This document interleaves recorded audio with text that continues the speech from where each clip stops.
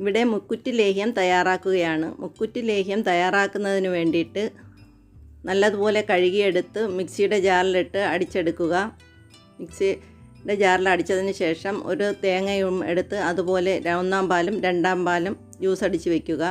2 spoon ജീരകം, 1 spoon കുരുമുളക്, 1 spoon ഏലക്ക ഇത് ചൂടാക്കി പൊടിച്ച് വയ്ക്കുക. അതിലേക്ക് 3 സ്പൂൺ കൽക്കണ്ടം കൂടെ ഇട്ട്, പനങ്കൽക്കണ്ടാണ് ചേർക്കുന്നത്, അതൊന്ന് പൊടിച്ച് വയ്ക്കാം. കരിപ്പട്ടി എടുത്ത് നല്ലതുപോലെ ഉരുക്കിയെടുക്കാം. 3 സ്പൂൺ അരിപ്പൊടി എടുത്ത് കുറച്ച് തേങ്ങാപ്പാലിൽ കലക്കി വയ്ക്കാം. ചുക്കുപൊടി എടുത്ത് വയ്ക്കാം. ഉലുവാപ്പൊടിയും പൊടിച്ച് വയ്ക്കാം.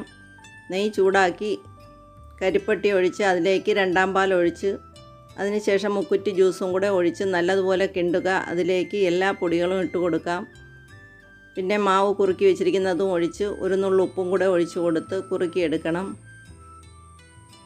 കൂടെ 1 സ്പൂൺ നെയ്യ് ഒഴിച്ച് നല്ലതുപോലെ കുറുക്കിയെടുക്കുക.